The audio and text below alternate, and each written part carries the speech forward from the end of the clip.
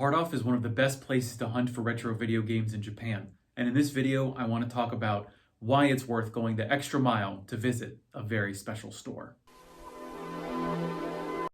Ladies and gentlemen, welcome to the Living Room Studio. I am your man out of Japan, Jay Contra, and this is sort of like a review / love letter to one of my favorite stores in Japan. So let's talk about what Hardoff is. If you're new to this channel, people who have been watching this channel know very much of my love of Hardoff. I have tons of videos showcasing the chain, but let's get into specifics. Let's get into the nitty-gritty of what exactly Hardoff is, what you can expect there, the kinds of games that you can find, and a couple of other topics. So first, what is Hardoff? Now, if you haven't been to Japan before, you might not have heard of this huge conglomerate of sort of secondhand stores. There's Book Off, House Off, Hobby Off. There's also like a Liquor Off where you can sell alcohol and like get money for it. It's a whole thing. But so Japan has a very long tradition of secondhand stores because everything in the country is very expensive when you buy it new. But what Hardoff does is it specializes in secondhand electronics. Now, it doesn't just have electronics. It kind of depends on the store. That's going to be a major theme of this whole video and my review, is that every Hardoff you visit is going to be different. Now, while Hardoff in general focuses on electronics, you will find Hardoffs that have toys. Some of them will be attached to off houses that will have like dishware and appliances and clothes. But Hardoff specifically will mostly have just electronics and sometimes musical instruments and maybe even like trading cards. But where will you find Hardoff? Now, as opposed to a lot of the other stores that I talk about on this channel, the sort of specialist game stores, Hardoff is mostly found in suburban locations, sort of outside of city centers. They can be really difficult to get to, especially if you're just visiting Japan. So most of the time, Hardoffs, the easiest way it's going to be to get there is through a car. Now, this can be very difficult, particularly if you don't have a Japanese driver's license. However, because Japan has a pretty extensive and very, very personally what I think is an excellent public transit system, you can get to a lot of them, especially in the greater Tokyo area. It's very easy to get to a lot of Hardoffs, either by bus or by train or through a combination of both. However, if you have a driver's license and you're staying in Japan for a long enough period to where you can spend a whole day going to Hardoff, I would highly recommend getting a car and going to Saitama or to Kanagawa Prefecture or to Chiba or Western Tokyo. I once rented a car and I was able to get to, I think, like 6 different stores within the span of about 3 or 4 hours. And that's accounting for, like the 30 minutes to 45 minutes that you're spending in the store just looking at stuff. So what can you expect when you actually get into the store? What kind of things are you going to find in terms of the video games? Because Hardoff tries to cast as wide a net as possible, its business model is pretty much that in Japan, it's very difficult and costly to actually get rid of things, especially bulky electronics. So what Hardoff does is it says, hey, you want to clear out your house? Just bring your stuff to us. We'll take it, virtually no questions asked, and we'll give you a little money for it. And hopefully you also buy some stuff that we've got around because it'll be much cheaper than if you had bought this stuff new. So for the video games, you're going to get a lot of the popular stuff. You can pretty much walk into any Hardoff and find Super Famicoms, PlayStation 2s, PlayStation 3s, all the popular stuff. And also like mountains of Wiis. On occasion, you will find rare games and consoles. I'm talking like 3DO, Neo Geo CD kind of stuff. The rare games, you'll definitely find some uncommon things, but again, it's just going to depend upon the store. It's even going to depend upon when, say, maybe someone had just traded in their collection. They were just trying to get rid of all of their games. Or if it's been like months since that's happened, you're not going to find a whole lot. But especially if you're new to collecting, you're just starting to collect Japanese games, Hard off is going to absolutely have what you want, and it's going to generally be cheaper. But we'll talk about price in a little bit. So aside from the variety of the games that you can expect at hard off, which will mostly be common, uncommon, not so rare, what are the condition of the games that you're going to find at hard off? Now, when I talk about condition, I'm going to say it's average in terms of Japan. And so what do I mean by that? Well, in America, like what I'm used to, what a lot of my friends are used to, is you go to GameStop and the discs are scratched up. You're lucky if it has a manual. You're lucky if it even has the original case. So when you go to Japan, you can pretty much expect the average to be really good quality, like very decent condition. Now, hard off will have some things that do not have the manual, or the box will be scratched, or there will be some wear and tear. It's going to be about average in those terms, but you'll find some good stuff, especially when you look around. In my experience, I remember buying once what was it? Oh yeah, it was a GameCube. I bought a GameCube complete in box, and it was virtually in mint condition. It was almost as if the person before me had not even touched it. Like, it looks like they may have taken it out, played it for like an hour, put it back in the box, and forgot about it. Now, the also good thing about hard off is that, well, it's sort of a good and bad thing, and we'll get about this when we talk about price. This will sort of be the transition into that, because I want to talk about grading by condition. A lot of the specialist stores like Mandarake, Super Potato will grade their games and price them accordingly in terms of condition. So a mint game will cost a lot more than, say, a game that has a bunch of scratches on it or some like folds in the manual. Hard off generally is not great in terms of condition unless something's really wrong with the system, but we'll get to that in terms of the junk. So if you find something that's in mint condition, like the GameCubes go for like $40, whether it's in mint condition or it has a couple of scratches on it. So keep that in mind when we're talking about price. Also in terms of condition, and this is the big one, hard off is very special in comparison with other video game shops in Japan, because it has what's called a junk section. It's at the back of pretty much every hard off. There's a huge section of just stuff that is sold as is. It's sold without a guarantee. So that means that when you buy something, you are not going to be able to return it from the junk section.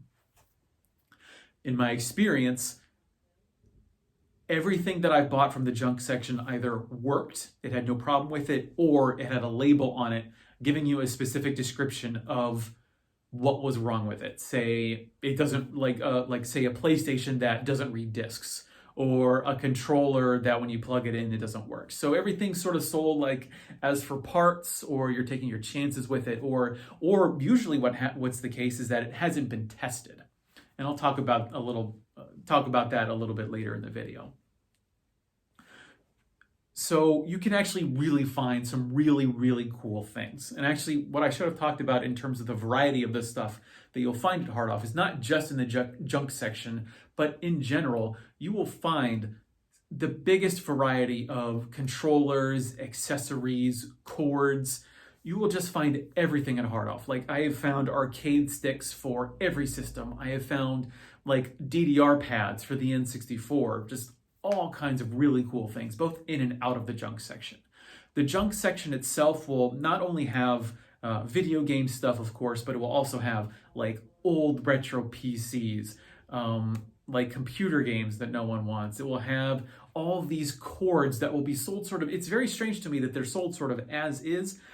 I think it's because for Japanese consumers, they expect very, very top quality, top condition material, so that when you go into the junk section from a foreign perspective, you'll find like Super Famicoms that maybe have like a little dent in them. The plastic might have yellowed a little bit, but you can actually save a lot of money by assembling a system there, because you'll find like, so a Super Famicom, for example, would be about like $45 if you bought it complete.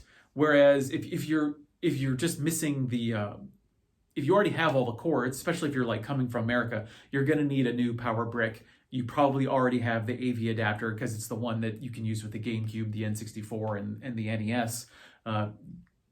and you might already have controllers anyways, you can just buy just the console itself, just the system, for like $10, depending on the hard off.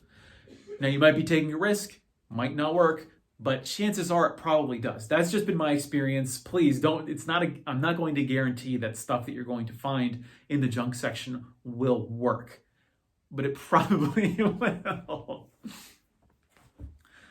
So that, I think, moving along, that brings us to price. Hard off, and I've said this before and I will say it more times in this video, it just depends on what store you go to. I have seen stores where the prices are the best I've ever seen, and I've actually regretted not buying some things in that store because I've never seen consoles at that price, at that low of a price, ever again. But I've also been to some hard offs where I have seen prices on things that absolutely put Akihabara to shame in terms of how expensive they've been at that hard off. Like, I've seen a copy of Battletoads. In Japan, Battletoads it's a little bit more rare, so it's about a $50 game, maybe, loose. I've seen it go for $150 at a hard off. I've seen a copy of Hagane go for $200 at a hard off, and that's actually a bit expensive in Japanese terms, and it's literally just stayed in a showcase for years. And I would also say that on average, the countryside stores, the more rural locations, like around where I used to live in the south of Japan, they will tend to be cheaper, whereas the stores, say, around Tokyo will tend to be more expensive, but there's going to be exceptions. There's one near Yokohama City. There's a hard off there that had absolutely some of the best prices on games that I've ever seen. And then I've also seen a store in the countryside that had absolutely ridiculous prices on consoles. I'm talking a Super Famicom for like $150 when you shouldn't be charging more than like $50, even complete in box, for a Super Famicom. So moving along from price, another aspect that I wanted to talk about was sort of the customer experience. What do you sort of get out of going to a hard off? Or so, yeah, I don't know how to describe this. It's just going to be sort of my catch-all for other stuff that I want to complain about a particular shop. And what I'd like to complain about specifically in terms of hard off is that because it is not a specialist store, you might be disappointed with how, frankly, carelessly some games and systems might be treated.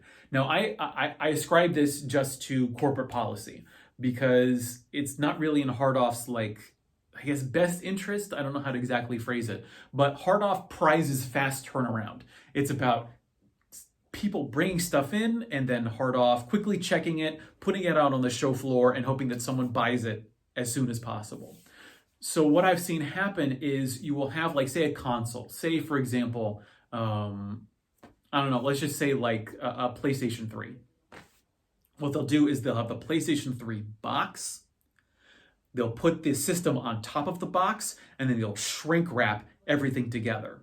Now what happens is, over time, and a lot of these consoles will just stick around and not move, but the shrink wrap will start compressing the box and the system together to the point where the box will actually start taking serious amounts of damage, to where it'll actually start creasing and start bending in because of the pressure of that console, either because the shrink wrap is compressing everything, or just the simple weight of the console over months and years will start pushing it in. And so that can not exactly ruin the box, but if you're a collector who sort of prizes the condition of your system, you're just going to completely ignore that.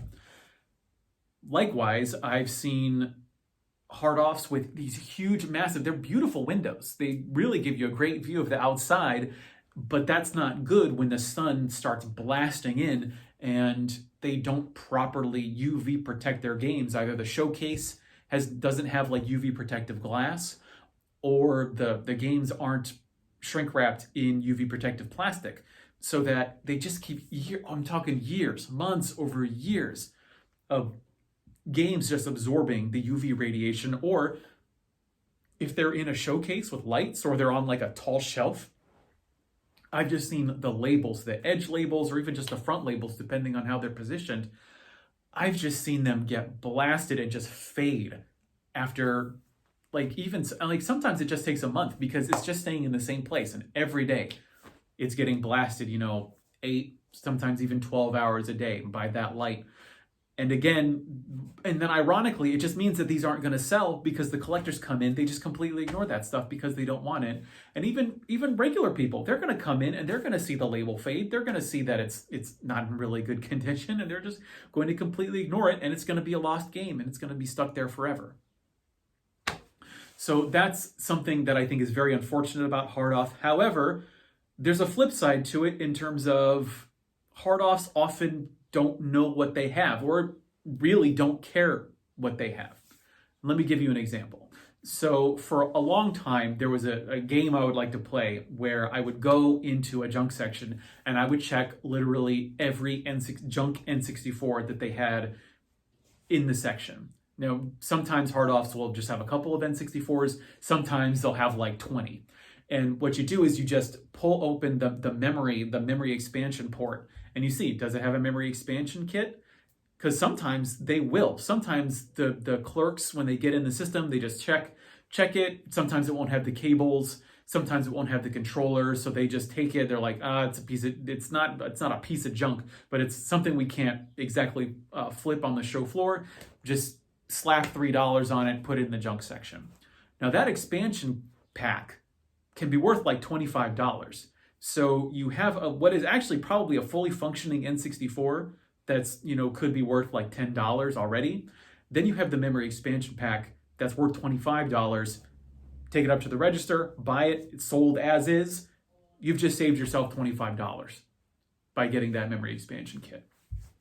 Let me give you some other examples. I bought a fully, so it's not sold as fully working. It's sold as you're taking your chances with it. But I bought a PC Engine Duo R that normally retails, if it's in okay condition, in Akihabara, it's selling for like $400, $500.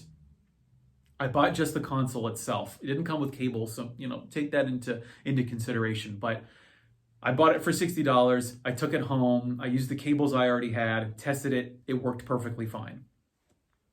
So why were they selling like a $500 system for $60?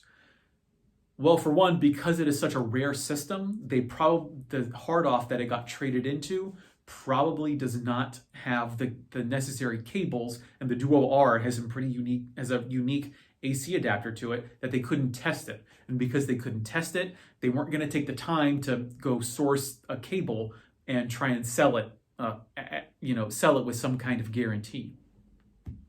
So they just put it in the junk and hope that someone crazy like myself is going to come in and buy it. In a similar situation, I bought I had a Virtual Boy that like one of the eyepieces was going wonky in like the goggle set. So I went to a hard off. I found one in the junk section for $10.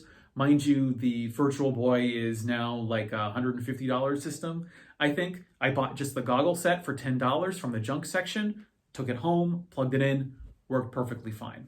Now, every situation is going to be different. A lot of times, the hard off will put a label on it that will also usually only be written in Japanese. Sometimes I've seen it translated into English, but usually it's just going to be in Japanese, and it will tell you usually what's wrong with it if they have tested it. If not, it's just going to be sitting there, and you don't know if it's going to work or not. And even if it does have some problem with it, like I bought a Neo Geo CDZ in the box for like $100, normally like a $500 system. The problem is that it didn't read discs. So I bought a replacement laser, replaced it myself, and I had a fully working system. Although actually I don't think it had the screws in it. I think that was one of the problems with it, strangely enough.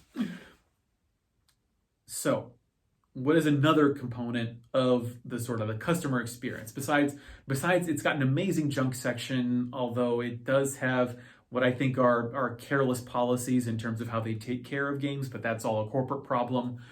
Another aspect of the customer experience, and I'm saying this to people who may be visiting Japan and have a limited knowledge of Japanese, is I think a big problem with hard off is that it's not, I think, very accommodating to a foreign clientele. Now, I think There are signs, like particularly around the junk section, that will tell you in both English and Japanese that this is the junk section. Everything you buy here, you're buying as is, and a couple of other details. But by and large, there's not going to be a lot of English in these stores, and because you're dealing with people, employees in the suburbs outside of the city centers who probably don't interact with tourists a lot, the staff level of English is going to be limited. Now, there are some places, like I remember once talking about the Mega Drive in English with some guy at a store in the middle of nowhere. There are going to be some exceptions, but by and large, you're not going to have a high degree of English at most of the hard-offs that you're going to visit. And same goes for the labels, where even if you do find one of the rare places that does translate the labels into English, it's going to be Google Translate, and it's not going to be very good, and it's going to be very hard to understand. So overall, what can you expect from Hard Off? Just to give my broad summary, overall review of Hard Off. Hard Off is by far one of the most satisfying places that you can go to hunt for retro video games. And I'm not just talking about the junk section, which just, even if you just spend like 10, 20 minutes just going through these massive bins of what are honestly usually overstock games. So actually that's something I maybe should have talked about when I was talking about the junk section earlier. But if you are coming fresh to a system that's popular, like PlayStation 2, Super Famicom, now PlayStation 3, is even the Wii. The junk section is not just for what may have cosmetic defects or what may have actual functional problems in terms of games and systems. It will also just be the overstock, the overflow of games, because in Japan, they printed lots and lots of games. For example, Kingdom Hearts. Kingdom Hearts got printed into oblivion in Japan. So you can go into a junk section, you'll find like 5 copies, and they'll be like $1 a piece. Same goes for a lot of PlayStation 3 popular games, PlayStation 2 games like Final Fantasies. You can find tons of copies of Final Fantasy X in the junk section for $2 to $3. So if you're new to a system, you can go and you can get like a really good collection of fantastic Japanese games for bargain bin prices and really fill out to the point where really your limitation is going to be your suitcases when you want to go home. So again, Hard Off is really satisfying, and it's cool to just sift through all this stuff and find that rare thing. I've always found, like when I talk about the Duo R, the CD, the box CDZ that I found, sometimes the rare games. I know a guy. I read a blog where a guy went to a Hard Off and found a Summer Carnival '92 Rekka. I'm pretty sure it was a Hard Off. Don't quote me on this. I'm pretty sure it was. He found Rekka in a junk section for, I think, like $5. And Rekka is a $300 game loose. It is those kinds of cool finds that you will only find at Hard Off. Maybe once in a while. I think I found one junk thing at Surugaya ever that ended up working out for me. But Hard Off just has that thing that once you scour through all of those bargain bins, you will find something that is very cool. And on top of that, you will just find a panoply of accessories, consoles, and sort of common and uncommon games at some places at very good prices. So if you are going to Japan, I highly recommend that if you have just a day if you're visiting Tokyo and you have an extra day that you can devote to looking for games, take the bus, take the train, rent a car, go out to a bunch of Hard Offs, shop around, get a feel for the prices, and get some cool systems. Because really, that is going to be frankly, the best way to buy a bulk of Japanese retro games in Japan and take it home with you. Because when you go to Akihabara, you're going to be dealing with specialist shops that will know what they have and charge accordingly. Whereas with Hard Off, they're just trying to cycle through their items as quickly as possible. So I give it the big thumbs up. This has really, I think, been my love letter to Hard Off. I've spent a lot of time, a lot of days, and a lot of money at Hard Off.